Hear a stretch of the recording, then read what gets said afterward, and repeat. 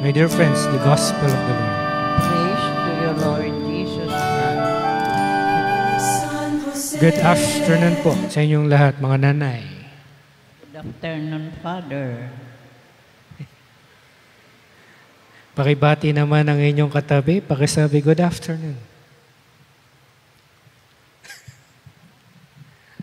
Pakibati ang inyong katabi, pakisabi, good afternoon. Ayan.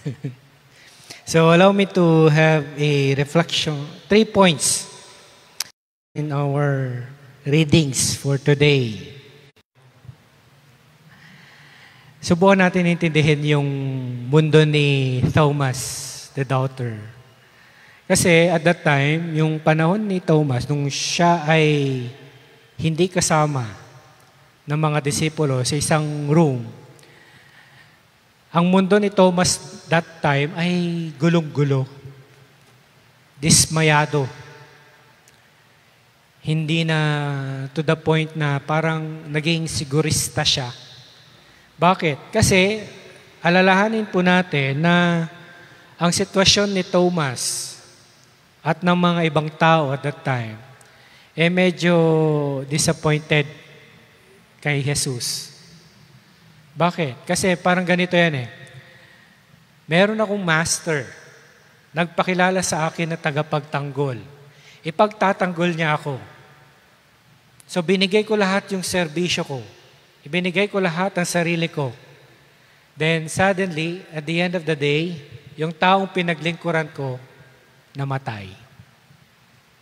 Anong mararamdaman natin?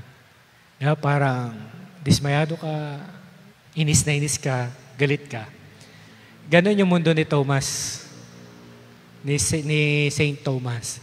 Kaya nung sinabi ng mga disipulo na nakita namin si Jesus, hindi dahil sa wala siyang pananampalataya, hindi dahil sa nagdadalawa, hindi dahil sa ayaw niyang maniwala sa mga disipulo, kundi dahil sa realidad na nakita at nabalitaan niya na si Jesus ay namatay. So, bilang isang tao, paano siya maniniwala na si Jesus ay nakita nila?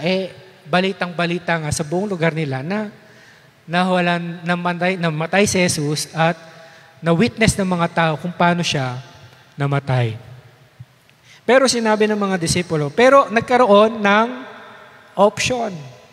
Nagbigay ng chance si Thomas. Ano yung chance? Unless kung ipapasok ko yung daliri ko sa kanyang mga sugat. Minsan tayo rin may mga pagdududa. Mga pagsubok na minsan hindi natin kayang dalhin.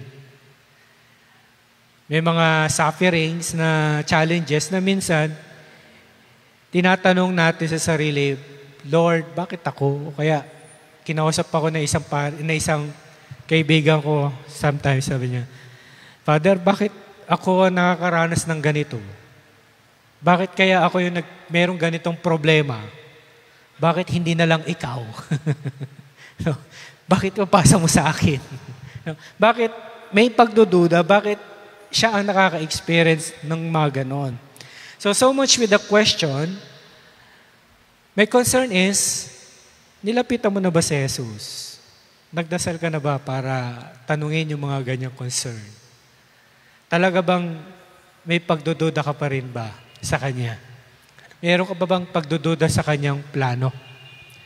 Klaro-klaro sa sinabi sa ating gospel, sabi dito ni Jesus, Blessed are those who have not seen, yet believe. Kahit hindi natin nakikita physically ang ating Panginoon, yung ganyang-kanyang itsura, makikita natin to with the eyes of our faith.